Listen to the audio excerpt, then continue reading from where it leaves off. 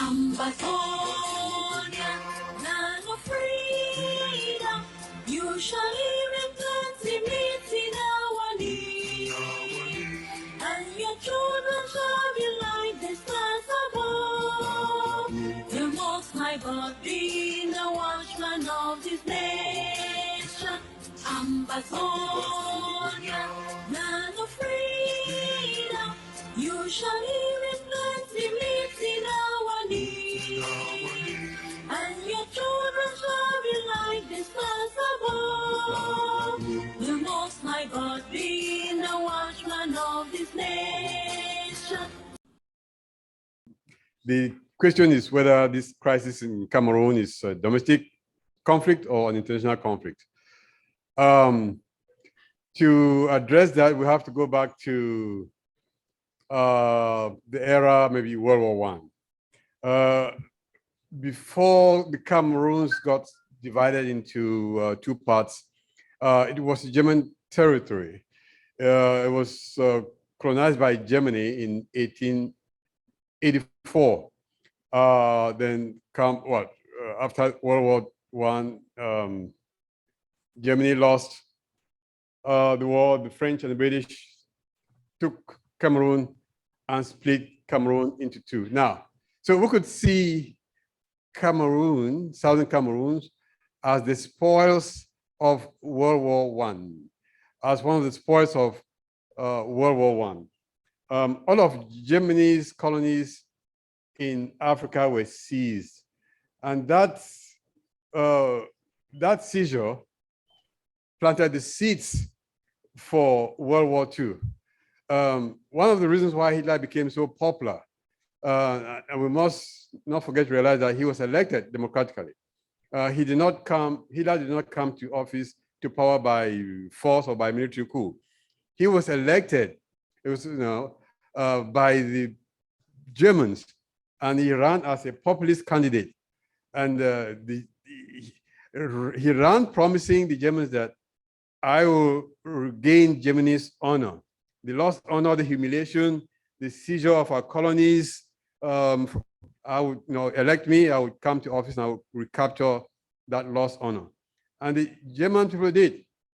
When he came to office, of course, he turned into an authoritarian, then went on to mobilize and led to World War II. So Cameroon, therefore, as the spoils of World War I, it gained international status at the time, because in 1922, the League of Nations granted it the status of a mandate territory, which meant now Britain took over 20% of the country, and France took over 80% of the country.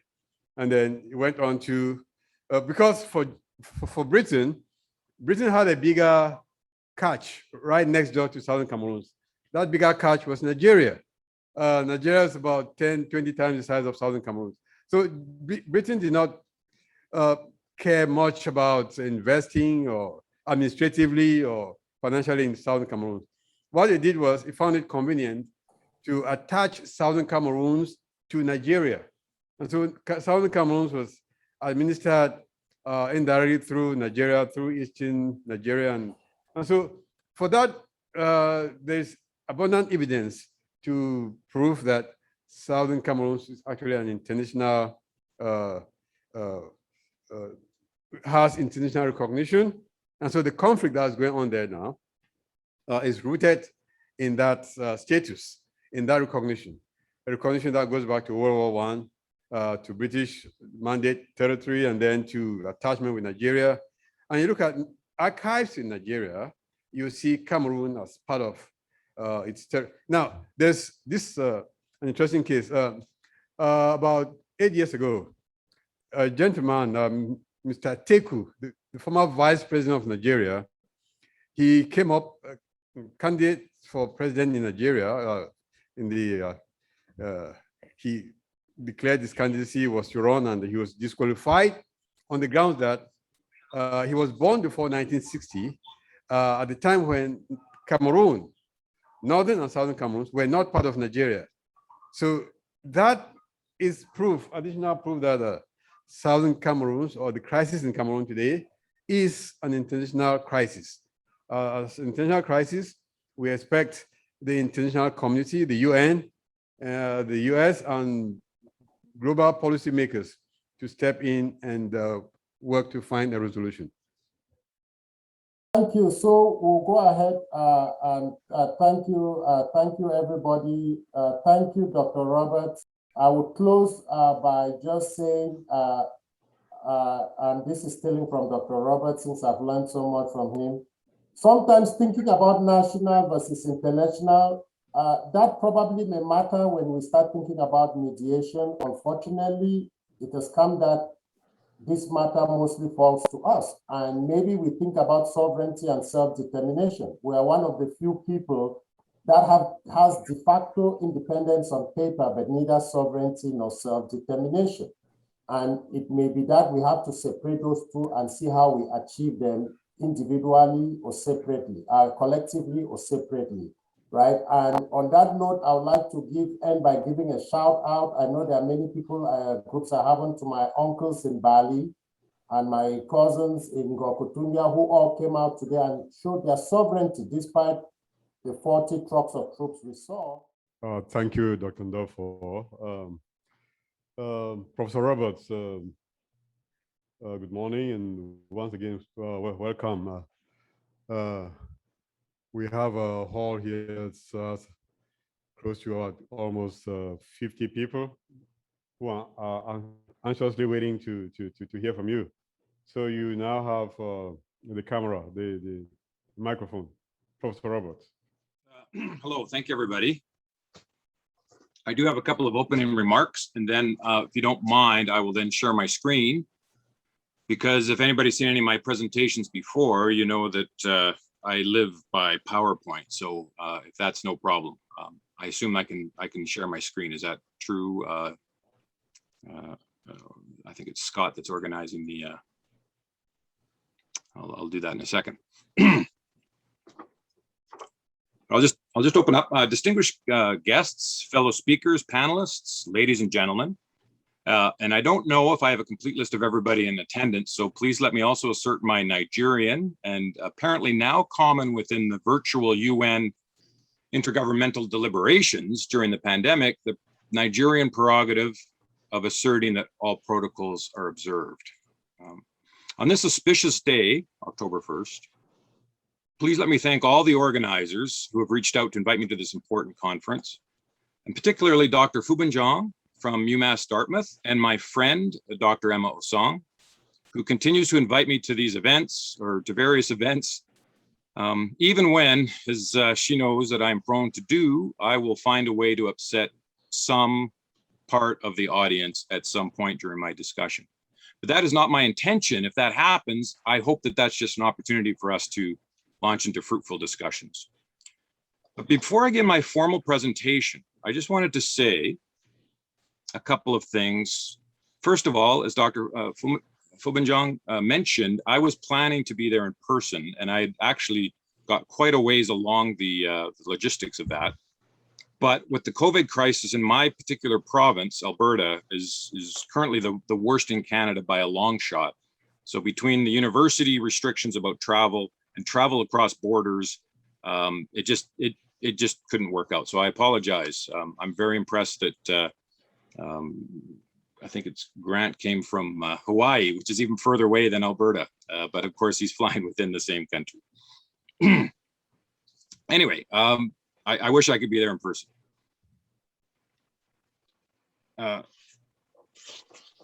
then let me also say that it is October 1st, 2021. And I never expected to be still reading about researching, writing, speaking, and advocating for peace in 2021, after my initial recognition of major violence in the Southern Cameroons, again, my personal recognition of it, only in about the spring of 2018. Now, of course, that's not the beginning of the acute violence of the current crisis. like many external observers who have an interest in the African continent. So these aren't people that are just ordinary public, but people who focus on Africa for their jobs or for other interests, whether that's academia or the diplomatic community or NGOs and business. I didn't fully understand both the long-term structural problems facing the Southern Cameroon since the decolonization process, nor the precise trajectory of what happened between October 2016 to, at that point, early to mid 2018. So as it became clearer what had transpired by mid 2018, I became fully engaged, and as some of my colleagues will attest, enraged. I wasn't the only one in Canada, thankfully, and it wasn't long before Canadians, Brits, Americans were coordinating advocacy activities to try and get our respective governments to play a more constructive role. And this was towards solving the political, towards peace, but the humanitarian and economic crises, all of which were getting worse and worse and worse for many people from that period of, late 2016. We haven't been as successful as we hoped, though there is movement. But as I reiterate, it is October 1st, 2021. And as I think it was Dr. Fuminjong yesterday said, during, comparing the length of the violent portion of this conflict, the latest version of the latest and most acute version of the violent conflict, we have surpassed the length of the First World War and are pushing towards the length of the Second World War. What we don't want is to be still talking about this and comparing it to the length of the South Sudanese, the Sudanese Civil War, Afghanistan, or Colombia, right? Which was also talked about yesterday. So my interventions are going to be, I'm talking about various different things in my presentation, partly related to the history, because I wanted to give it a different take on the international elements of that period, that critical period of 1959 to 1961 and shortly thereafter. I wanted, because this is my mind, which is a nice change. It's an academic conference, so I'm going to be applying some, political sciencey concepts that are related to everything we've been talking about, related to sovereignty. So I do want to talk about that, but then I also want to talk a little bit about the specifics of the conflict and how it has changed and escalated to the point where we are now on October 1st, 2021. So let me just pull up my, I just have to pull up my presentation here, and just give me 1 second, and then I'm assuming that I can then share it. So just give me 1 second. Just having a problem, just having a bit of an issue trying to find it. Apologies. Okay, there we go. Okay. If anybody has seen other presentations that I've done, you will recognize some of the slides, but they are part of a broader narrative, and some of the slides and some of the ideas I wanted to talk about are new and do relate specifically to this colonial, this decolonization moment of that late 1950s, early 1960s. But the difference that I'm taking, and Dr. Fuminjong, I talked to him about that when I was preparing for this, is I wanted to talk a little bit more about not the United Nations per se, or the great powers, France, Britain, or the superpower rivals, the China, the United States, Russia. I want to talk about smaller Western middle powers, which don't seem to be directly relevant, but when it comes to talking about how the UN operates, are critical to understand their role in how the UN operates and how that impacts what the UN does, both at the decolonization moment, but also extending that analysis up until today. This is going to be the first part of my discussion, and I think it's important to think about it in terms of what the implications of this are for this important issue that we've talked about yesterday, and particularly already this morning, the issue of sovereignty, which is both absolutely critical, and as we understand, it's absolutely important to think about it in terms of international law. But it's also critically important to think of sovereignty, not just in terms of international law, but also in terms of facts on the ground. And so I'll split that up. So here's my three-part presentations. We talk about sovereignty, decolonization, and the middle powers. And I'll explain what I mean by these fire brigade states. We're going to look at the 21st century proximate causes of Cameroon's cascading crises. We can focus our attention on the Southern Cameroons in the decolonization process, but as other speakers, including yesterday, talking about thinking of the conflict as insurgency, which to me is not a problematic description, because insurgency is describing the nature of the conflict, not ascribing normative values or specific claims on the belligerents. So, but I don't want to go there. That was a good discussion yesterday. But it's about bad governance, and the post 1961, we wouldn't be here talking about this if, let's say, federation had worked. If people in the Southern Cameroons felt like their identity, their economic prosperity, their role in the federation was working, we wouldn't be here.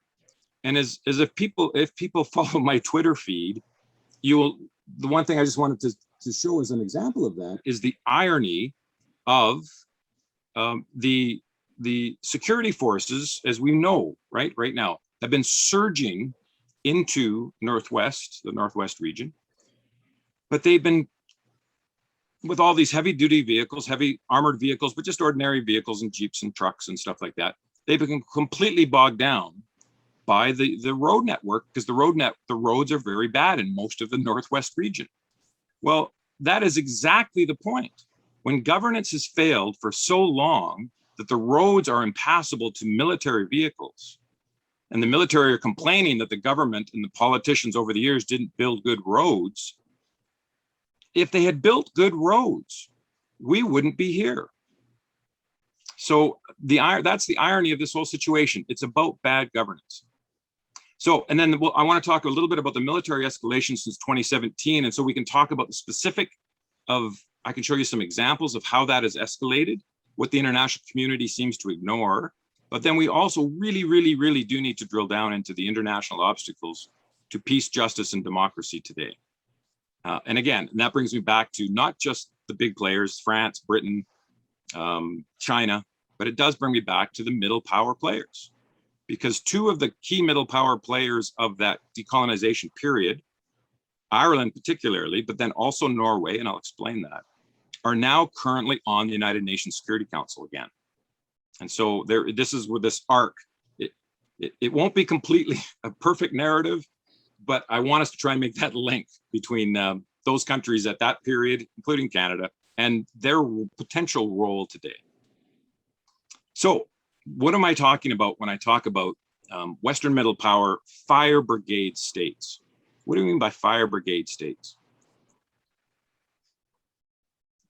The 1950s and 1960s, we know as that period of considerable self-determination, the rise in the membership of the United Nations, where basically the Afro-Asian bloc grows from a quite small proportion, which was more dominated by the Western states, to a majority position.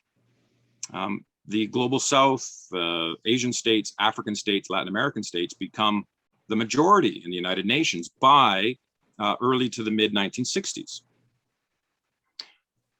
But there's these key countries in the West, some of whom are firmly part of the West, as in part of NATO, or are part of the West, but they're neutral. So think of Ireland, think of Sweden, and think of Finland. A couple of countries I don't have the flags here for are Denmark and Finland as an example, but these are the main ones. So the only reason why I put Canada on top is because I know more about the Canadian case, and Canada is a middle power, but it's also, out of all of these countries, it is the largest country in terms of size of the economy, eventually becomes a G7 member. So it's a country that's kind of big, but it's also a middle power. It's not a major power in the world. So what were the Western middle power fire brigade states? Well, if we look at those countries, this is Canada, Ireland, Norway, Sweden, the Netherlands, and as I said, Finland, Denmark.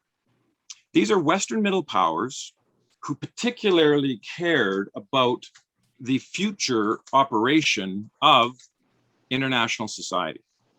And what do we mean by international society? We mean basically trying to make sure that the United Nations works when the League of Nations really did not work.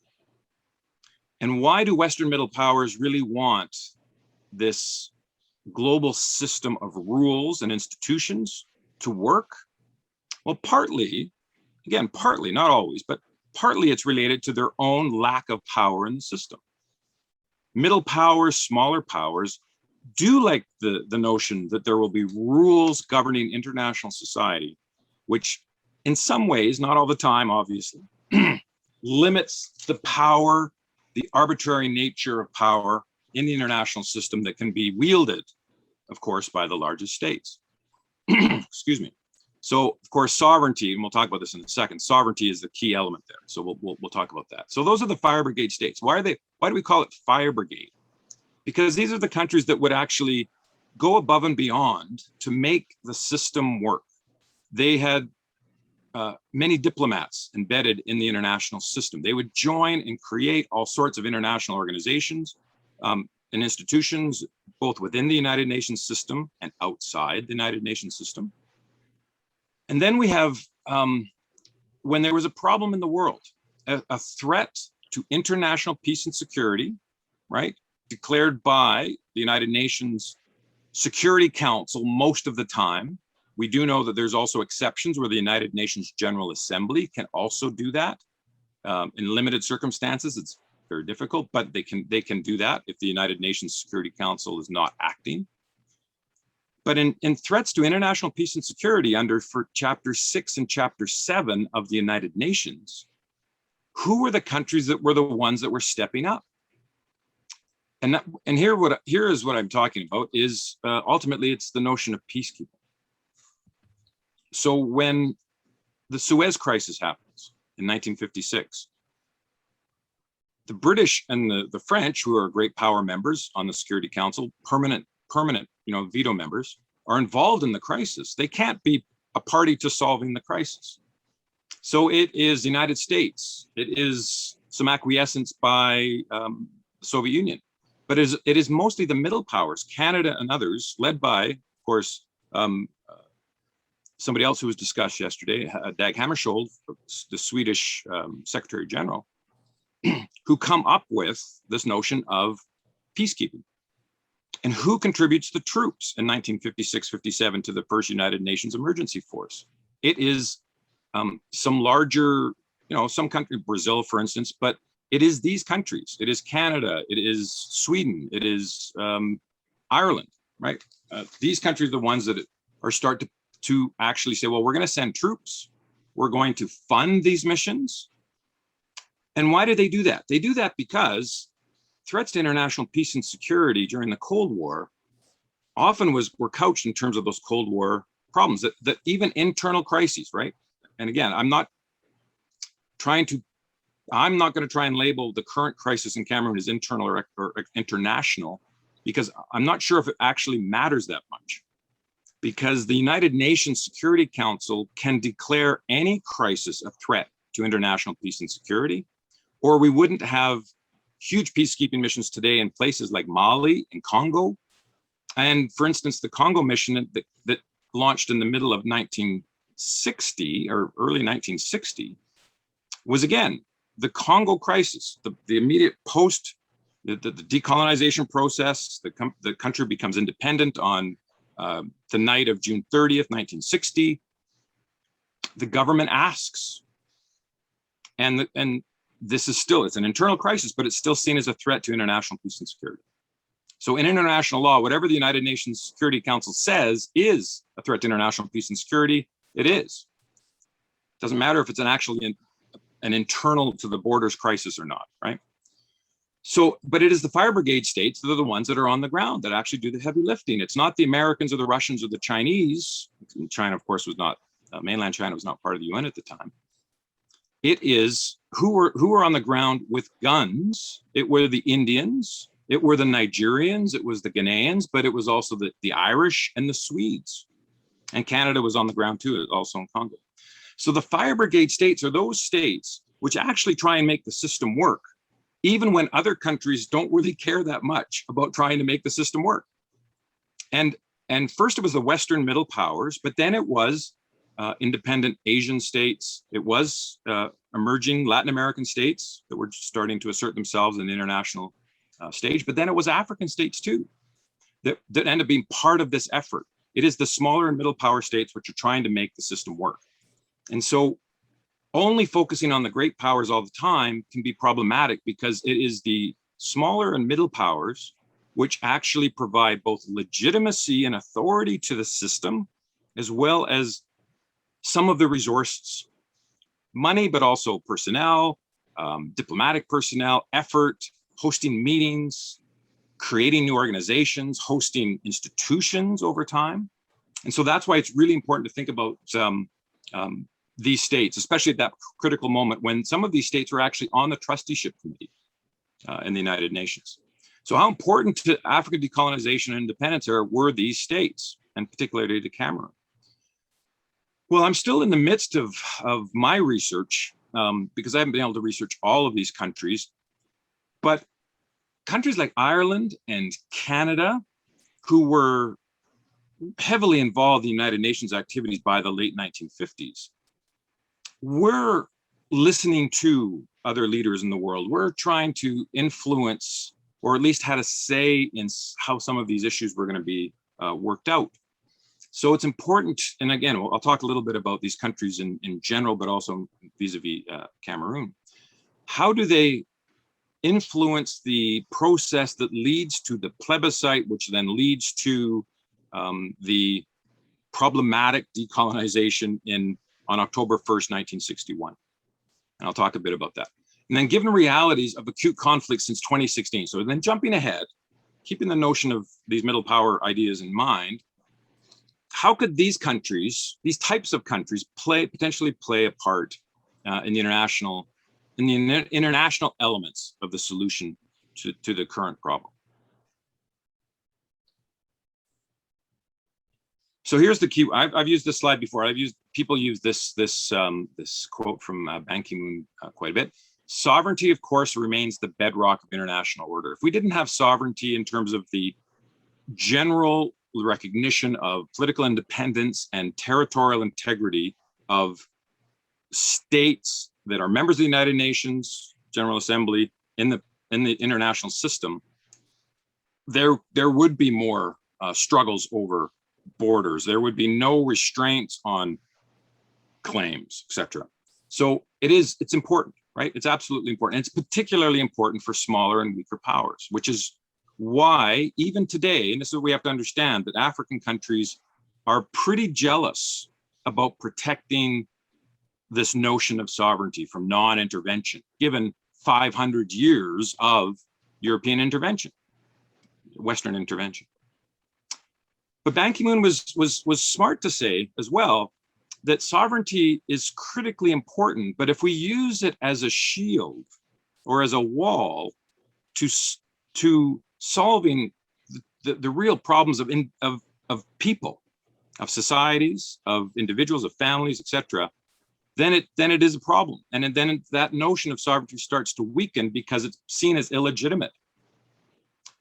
And so we need to. Sorry? 2021. This one. At the ATF. It was sorry, somebody saying something.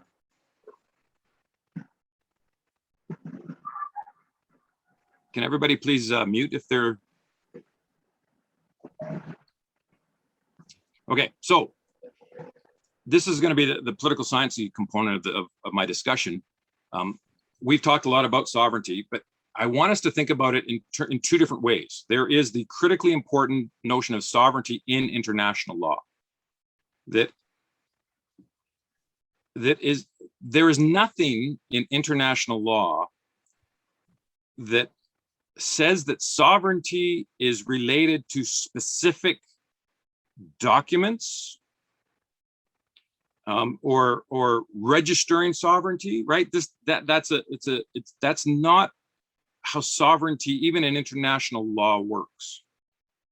There's all sorts of claims. There can be claims at the International Court of Justice in terms of the ICJ, in terms of who has sovereign border disputes and those kinds of issues.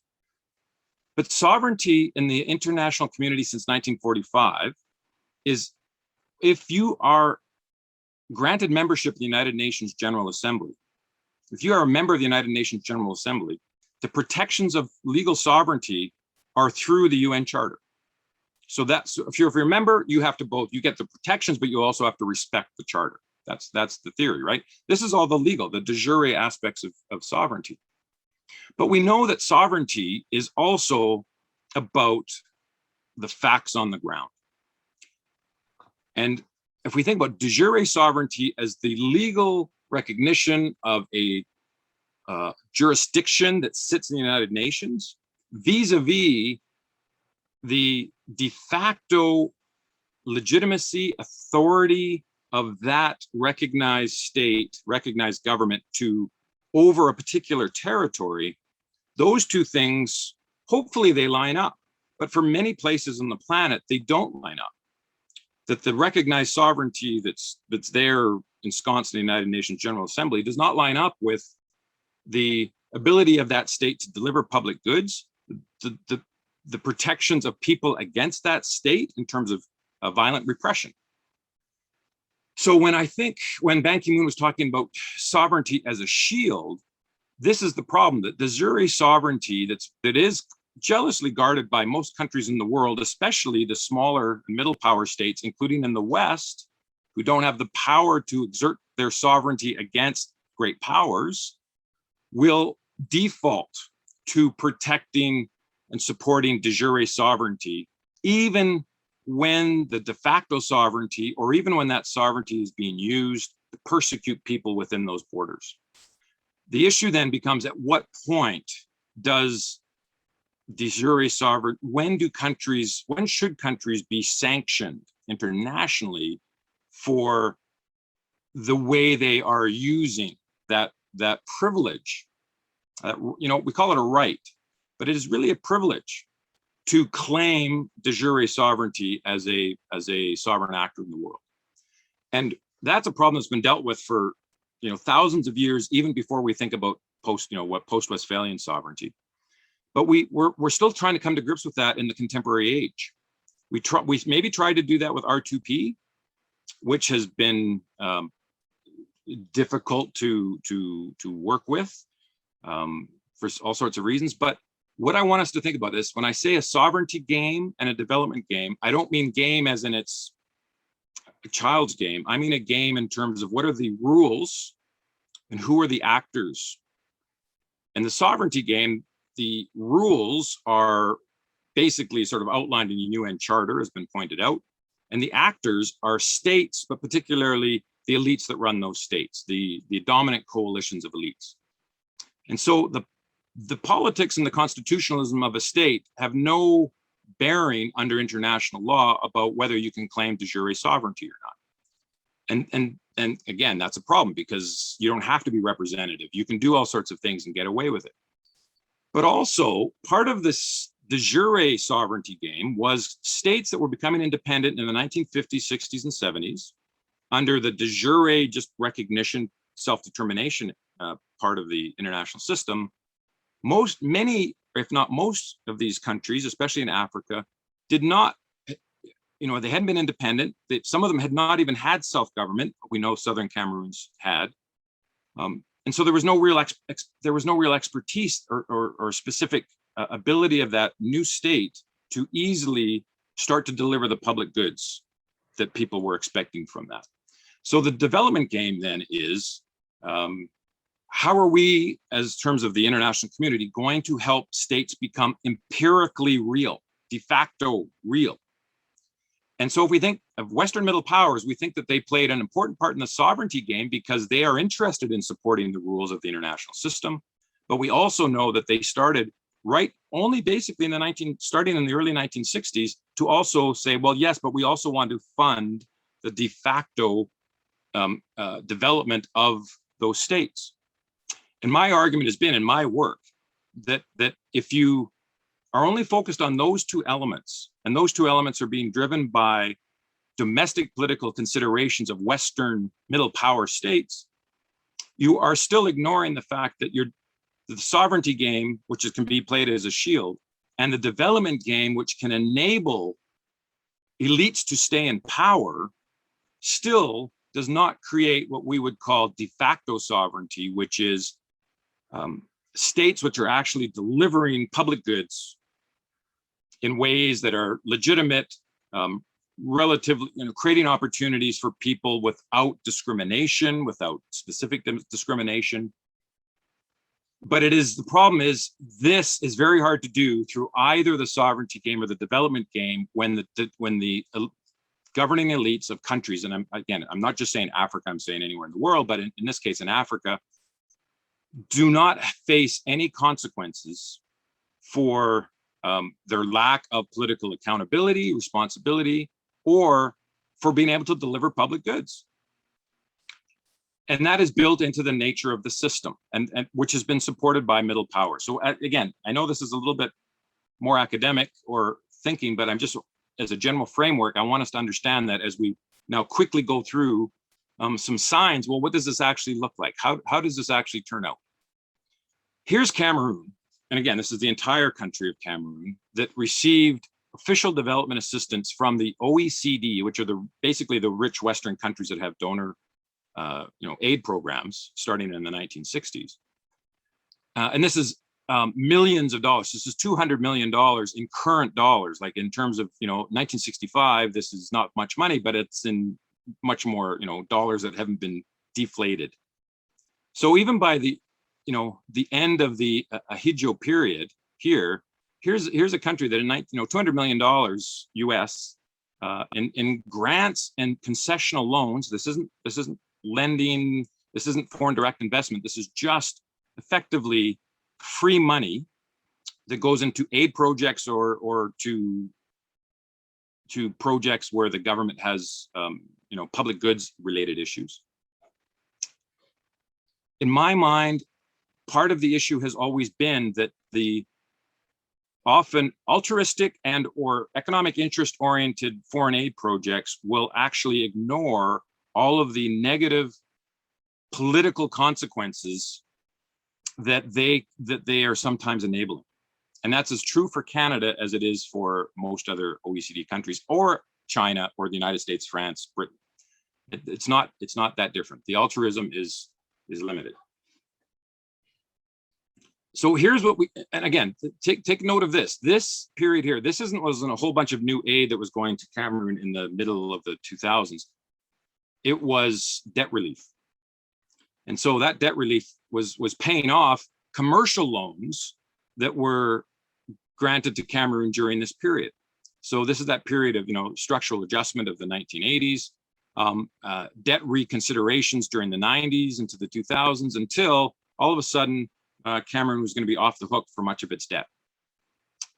And we would think that period would then relate to, well, is the government doing better politically? Did democracy was it really given a chance in the 1990s?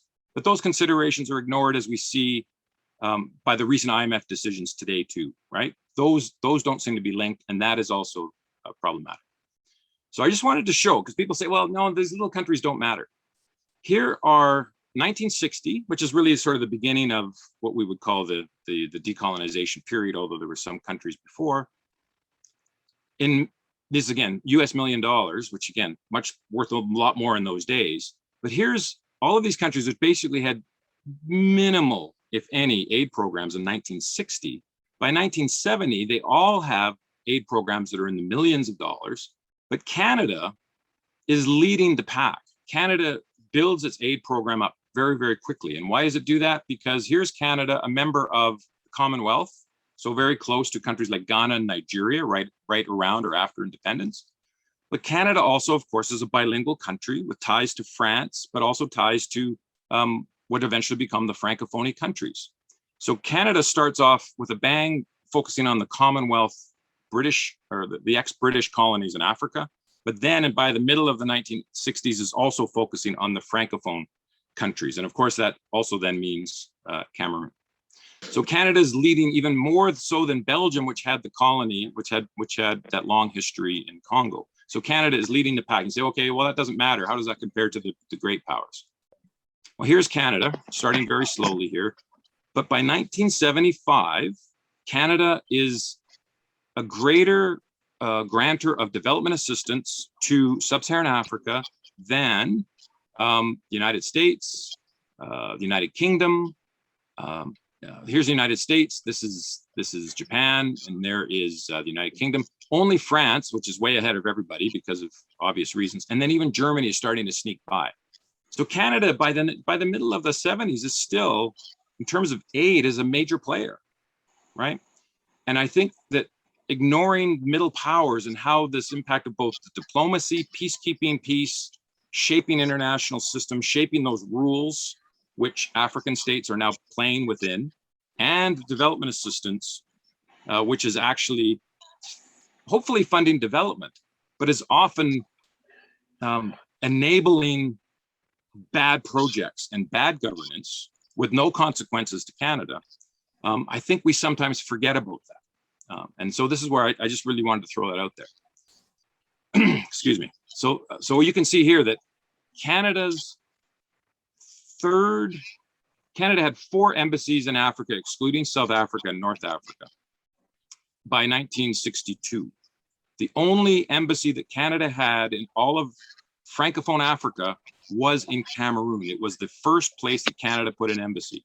And why did it put an embassy there? Put an embassy there because, not because there wasn't any other options, right? Cote d'Ivoire, Senegal might have been more obvious options. They were independent earlier in terms of, but Canada only puts an embassy in Cameroon after the Federation in 1962. And it does that because both the British and the French want Canada there. And why do they want Canada there? Because Canada will help to legitimate this new federation that is, where the British are walking away and the French are saying, no, this is really a federation. We want a bilingual country to be part of that process. So Canada has been it's had an embassy on the ground since 1962, and that's before many other countries were present, whether great powers and or other middle powers. And you can see that the aid program grew very quickly in terms of Canadian ODA, and is a big portion of overall ODA to the country. 15% of ODA, of all the aid going into the country, came just from Canada by the early 1970s. And this is right before Hijo formally dismantles the federal system. And yet Canada goes on funding the system. So there's no consequences for the political actions of leaders because of the shield of sovereignty. And that's something we have to understand. This is just another example that shows that you don't have to worry about how the data got there. But you can see that Cameroon has been, it was important to Canada during the early period, but even during the 2 later periods, Cameroon was a top 6 aid partner of Canada.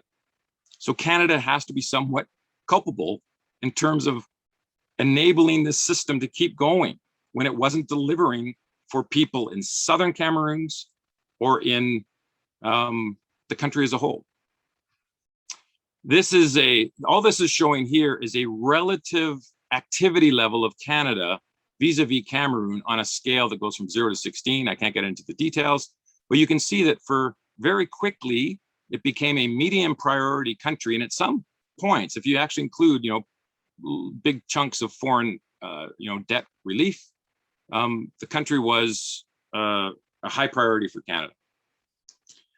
But here's a very simple political indicator of democracy versus autocracy in Cameroon. In Cameroon, here's Canada with all of this interest, and it seems to continue despite the fact that the country is really, even in 1990s, where it barely started to democratize, has never really tried.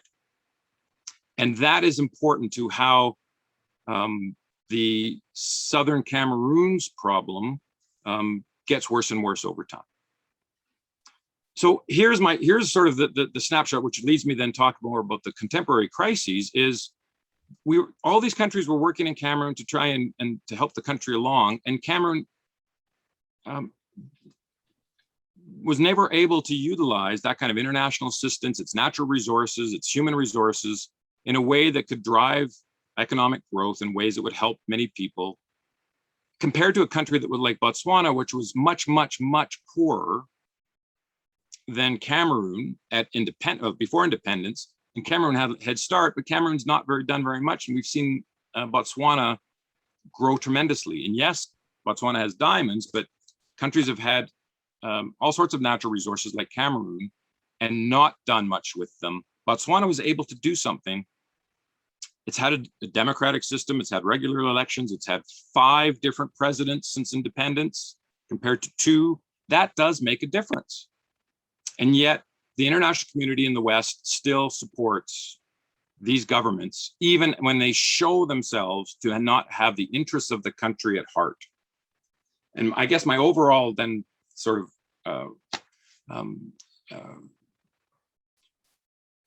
claim might be, or argument to throw out to the floor, is if we accept that the decolonization period was flawed, which I accept it was flawed, had the Cameroon system worked, though, for delivering public goods, having been a real bilingual state, having opportunities for people from British Southern Cameroons, that were relatively equal to people in Francophone Africa and Francophone parts of the country, would we be where we are today? And really the answer is no.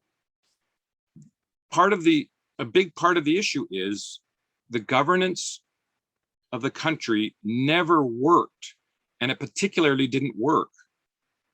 And there wasn't even consequences for it not working for the people that were, because of the United Nations lack of choice, effectively handed over to Cameroon, French Cameroon. I want to jump it ahead now to, if we go back, we see this period. Here's that short moment of attempted democratization, going from a fully autocratic state to a semi-autocratic state. We know what happened in the 1992-93 period.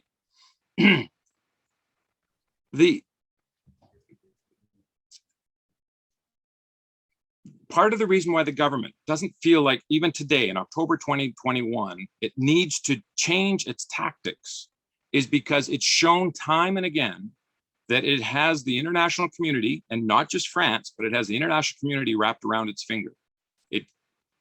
It does a stalled democratization process. It doesn't really face many consequences. It revises the Constitution and then doesn't implement it in 1996. It joins the Commonwealth in 1995, quite late, but now it joins the Commonwealth. So now it has sort of, again, more legitimacy. Every international organization you join, it gives you a little bit more room to maneuver because you're part of this group, which is probably not going to sanction you unless you're doing something really bad, right? And I don't even think really bad happens anymore in the international community in the last 10 years. So the government has, in financial crisis, it gets its structural adjustment programs, it gets debt relief. That's all paid off in the middle of the 2000s. It's not allowed to borrow money as much from those countries anymore. So where does it turn to? It turns to China, as we know. So it gets through that process, and so it doesn't implement the new constitution. And after it gets through the HIPC process, it then changes the constitution to allow the president to stay in power forever. If this period, and this is a period of long before 2016, going from 1992 to 2008, if the government was already showing its lack of interest in real governance to the world and to the international community, it is no surprise that of the types of approaches it took to the October 2016 protests, because it knew it wasn't going to face any consequences. So how does this regime persist in the face of these cascading crises, and why doesn't it take all these things seriously? I'm trying to provide that foundation. There's the international legal sovereignty issue. Other African states aren't that interested in those kinds of crises, of solutions to those crises, which might lead to the breakup of states because of their own potential insecurities. I did want to mention that Kwame Nkrumah was mentioned earlier in the day. Nkrumah, in the documentation, in the documents, in the archives, Nkrumah was also, even though he visited Southern Cameroons, he was also against the independence of Southern Cameroons as early as 1959. And why was he against it? It was against, he didn't want to see Africa broken up into many, many, many small countries.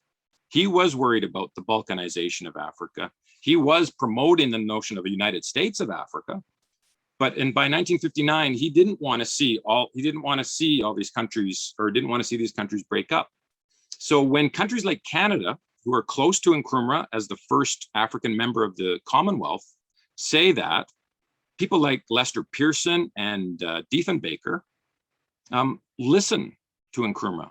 At least in that period of the late 50s, early 60s, Nkrumah really did have the ear of the Commonwealth, and particularly Canada, to the point where Canada provided military training advisory assistance to Nkrumah in from 1961, critical date, when it had never done that before outside of NATO. So it's not just Britain and France. Britain didn't want the economic issues. It didn't want to provide defense. It didn't see, so it was making the case that there wasn't economic viability. Of course, France wanted unification, and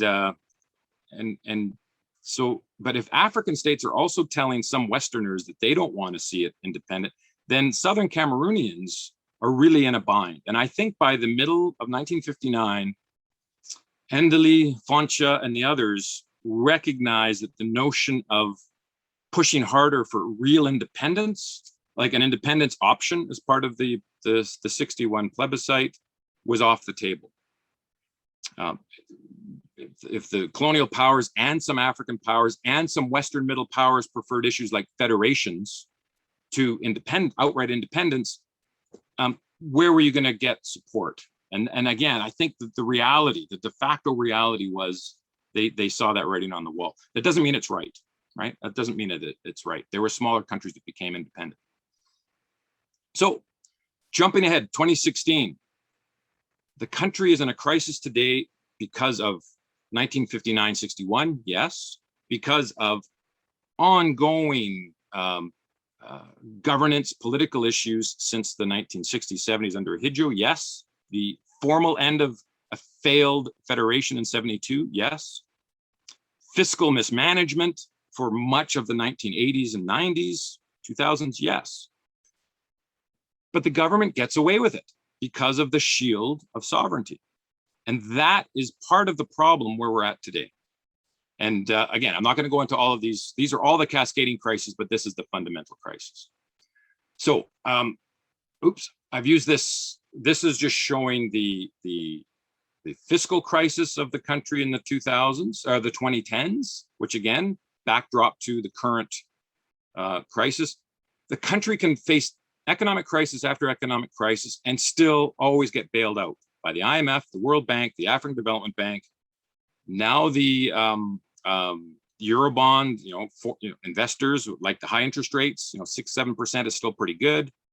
The IMF, then COVID happens right at the right time for Cameroon, so it was able to get unconditional money. So there's all sorts of those issues which are shaping the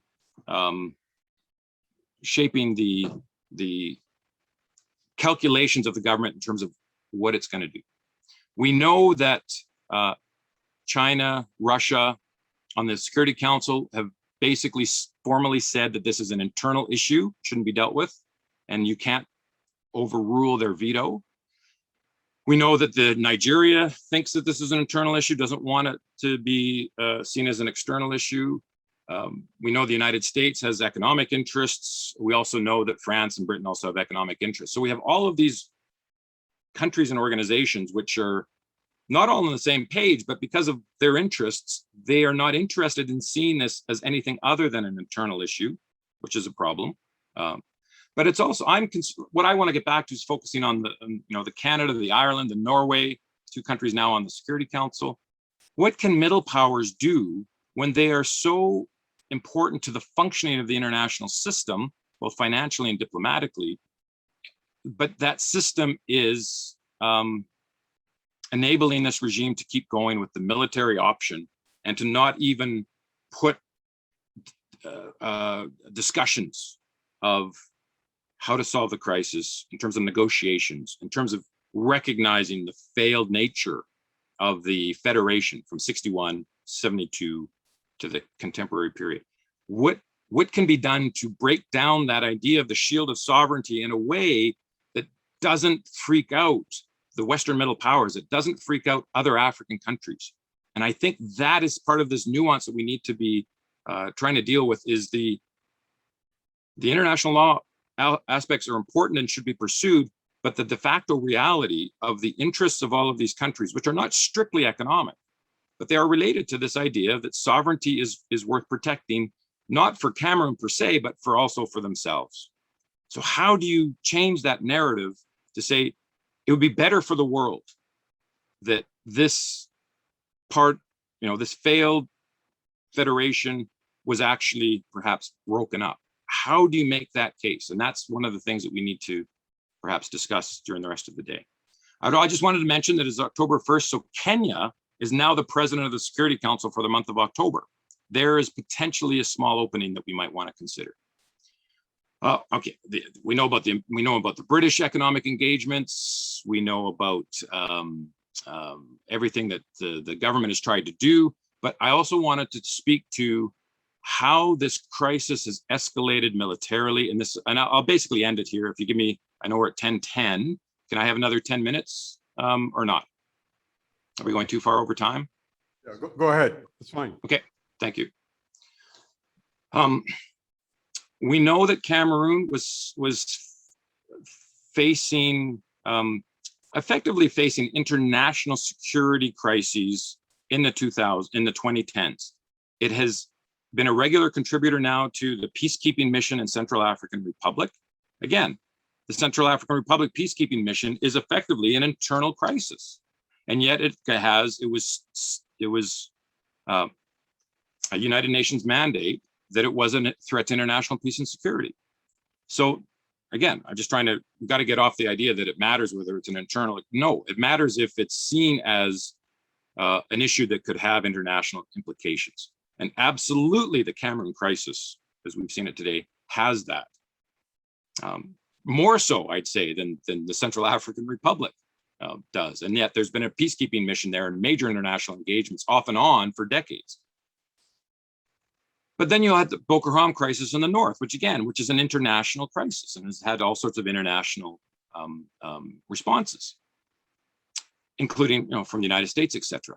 But we know, and again, I know that I'm repeating this to most people in the audience today that understand everything that's happened. But for anybody who's maybe new to this or a student, etc., the peaceful demonstrations, for all of the reasons that were outlined yesterday, of lawyers and teachers, judges, etc., against the imposition of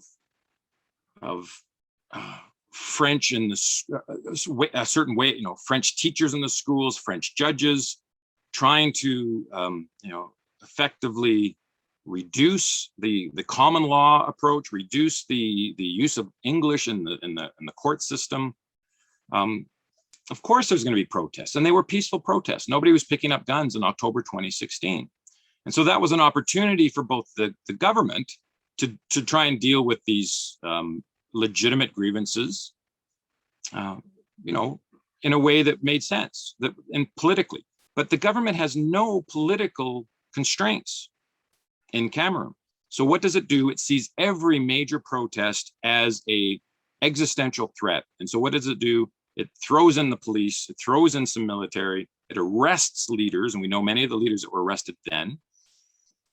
And so this lack of political response or political outlets leads to all of these arrests, repression, and that simmering crisis that we know that was 61, 72. We saw that the all Anglophone crisis in the 1990s, trying to work out these issues that were never solved in 1961, came to a head in October of 2016. And yes, there had been moments of violence at other points in history, but the level of violence in this, in what we would still call the Anglophone regions of the country, have never been acute as they have been basically since 2017. So when there's no political outlet, and this is where we get to this notion of insurgency, when there's no political outlet to pursue your grievances, when you know the elections aren't going to matter, when there's no constraints, domestic constraints, there's barely any international constraints on the government. The government feels like it can do whatever it wants, so it arrests people, beats people, humiliates people, and people start to push back. And the pushing back originally was not even done with firearms. It was done with all sorts of rocks, and we've seen the video of the big rubber gun, etc. But people, when the security forces are coming in and starting to arrest people en masse, beat people, and starting then to pursue a strategy of picking out specific houses, villages as symbols that they could maybe say, look, well, we're gonna make a lesson out of these folks so other people don't do this. People are gonna push back. So they took their often ancient Dane guns, the old homemade shotguns, and started to push back. And so this is 2017 is starting to get worse and worse and worse. And so really the first major sort of organized violent episode against the government, I understand to be September of 2017. Then independence is declared in October 2017. And now that ramps up the violence, right? Ambazonian independence is declared. Now, not everybody's on board, but it is a rallying cry. And that is really the moment where the violence of this conflict really starts to take off, October 2017.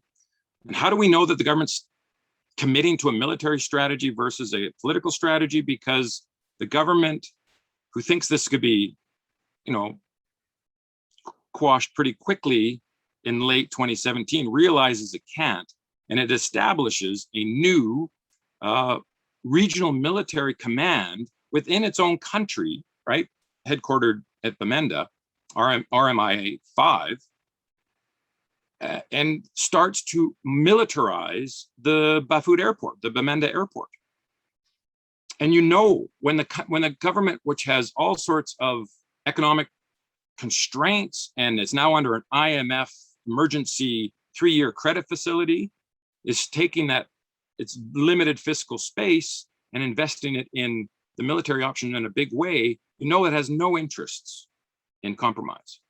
So here's the Bamenda airport at that critical period, February 2018. There's always been a beer base in and around that airport. It's been there for, I don't know, almost 10 years. And, Bamenda is mostly a civilian airport, and there's an airliner there, but there's military helicopters on the runway there. But after February 2018, when the government decides, well, we're going to crush these people, we're not going to negotiate with them, you can see that with satellite imagery over time. So here's December 2018, the military option's not working. They need to bring more people in. They need to have larger units. They need to have more military equipment. They start to bring stuff down from the north, from the far north, military vehicles, personnel. So December 2018, and then you start to see this area, right, is starting to be, it's under construction. Here's the base, which is still, it's not very well developed. It needs some work, and nothing's happening up here. Well, here is, by mid-2020, you have a new basically police, gendarme base. You have the expanded, refurbished beer base. You have a new helicopter facility designed not for civilian helicopters, but for military helicopters. This is evidence that the government was doing all those grand national dialogue, DDR eventually, bilingualism commission. It was doing these token, what I call Potemkin's things, but it was doubling down on the military option. And so what does that mean? That means that the Ambazonian groups, the restorationist forces, the ADF forces, who are very not well equipped in 2017, 2018, as they have some military successes, as they can target specific outposts or vehicles, they're starting to capture weapons, they're starting to have some weapons smuggled in.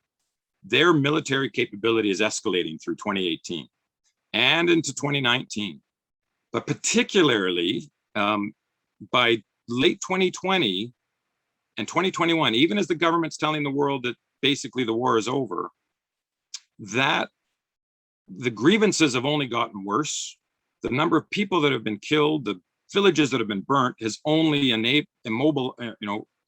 made more, more people realize that they're not sure if this system can continue. By 2021, we're getting to the point where the military capability of many of the Ambazonian forces or Southern Cameroon's forces are equal to or better than the smaller units that are deployed by the military folks. That has changed this year. That was not the case leading up to 2021, but it is now. So you have IEDs, you have small arms, automatic weapons, rocket propelled grenades, stuff that wasn't in heavy use for 4 years, you now have it. So the notion that the government was going to be successful militarily and didn't have to go into any kind of negotiated solution and could ignore external pressures because it was an internal issue, I think, as Mr. Newsham pointed out yesterday, we are far beyond the point of the military thinking the government and the military thinking it can outright win this conflict. We are in a conflict which is becoming more difficult, more expensive, and more deadly for the security forces. That also means it's going to become more deadly for civilians in the Southern Cameroons. But the military option, which looked feasible in 2019, 2020, is no longer feasible, which absolutely should mean that the international community, Switzerland, Canada, who funds the Swiss-led process, and other Western Middle powers, Ireland, Norway, on the Security Council, the EU, all those other players that were part of that process to deal with, put the fires out in the international community before they became real crises to international peace and security. It is really up to some of those external countries, African and non-African, to try and find ways to put pressure on the government and pressure on the belligerents on all sides to actually realize that this is not working. The grievances are real, and we need to find a way to find a negotiated settlement. So I think that's where I'm gonna end it there. I know I've talked for quite a while. We've covered a lot of ground, but I just wanted to open up some of the potential avenues for discussions and potential avenues for thinking about the legal, judicial, international, but also the de facto economic pressures that need to occur before we can start to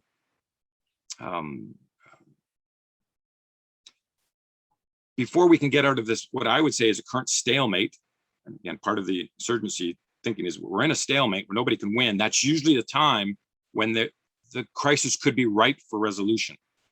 And I think we are ripe for resolution, but only if the external community, including some African states, are willing to actually put a little bit of pressure on the Cameroon government. So I'll leave it there. I have other things I could say, but I'm willing to discuss, answer questions, and deal with any factual inaccuracies that I might have mentioned.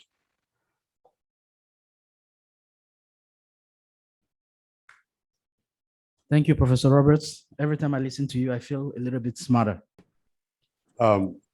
Every good thing must come to an end. Every good day must wrap up. And we are so delighted, so thankful. Today's been inspiring. All of the presentations have been intellectually empowering, and they have been historically and politically inspiring. We going to continue tomorrow. It's going to be equally informing, equally empowering, more diverse, because tomorrow we're going to have panel discussions. I'm so delighted. I would like to thank our technical team led by Scott Lynch. We invite you to come back tomorrow. We invite you to stay with us through to Saturday. We'll be sharing that barbecue together and singing those freedom songs together. Our MC, I think you're probably the youngest in this room. It gives us delight. For Boston, let's put our hands together to give an energetic welcome to Jalemi.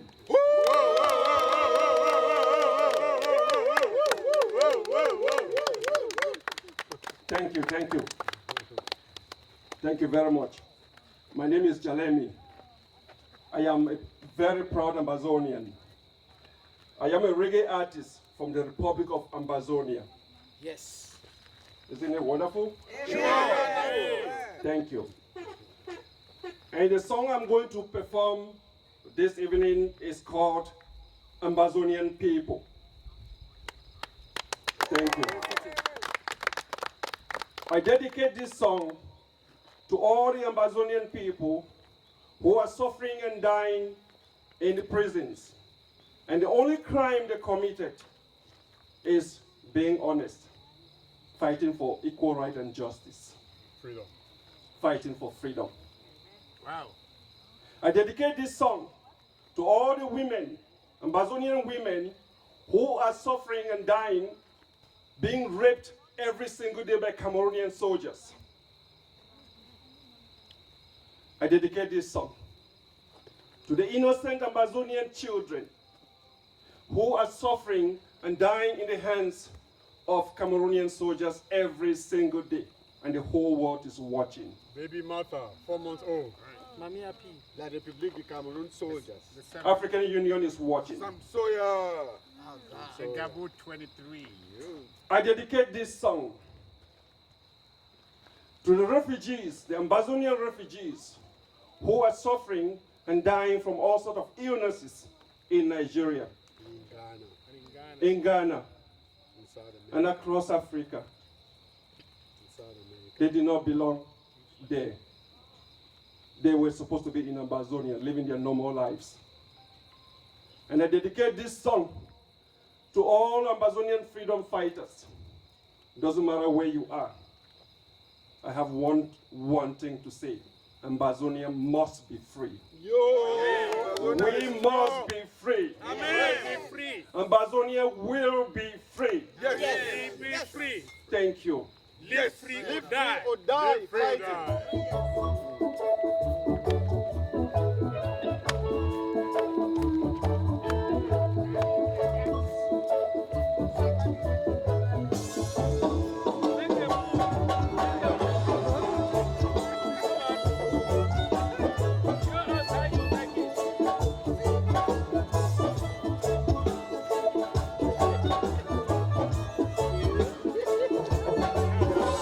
Ambazonian people, we are tired of the torture. We are tired of the beatings and the killings of the southern Cameroonians. They're sending all their soldiers to occupy our nation. They're sending all their soldiers, they're raping our women.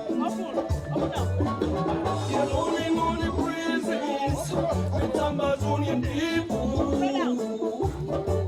United Nations, are you really truly watching how they massacre our people? They're burning our houses, they're burning our people.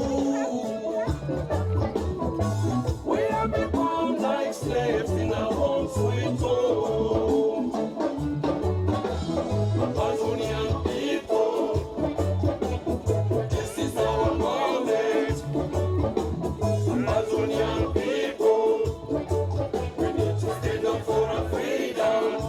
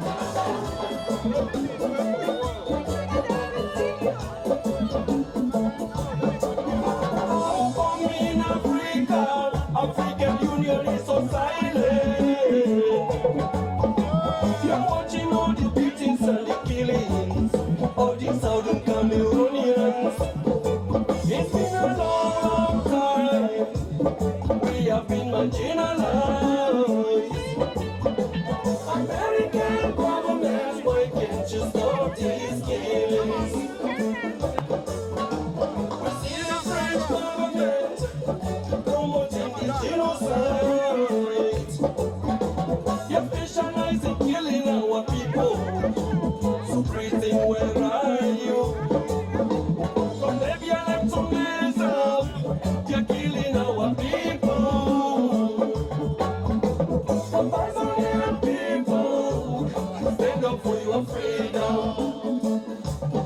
Ambazonian people, this is our moment.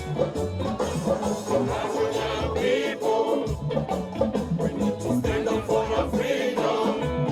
No more killings, our people are dying. No more torture, our children are dying. Ambazonian people, this is our moment. Ambazonian people, we need to stand up for our freedom. Together we can build a better nation. Ambazonia. Together we can build a better nation, free from killings. Together we can build a better nation. Ambazonia. Together we can build a better nation, free from corruption.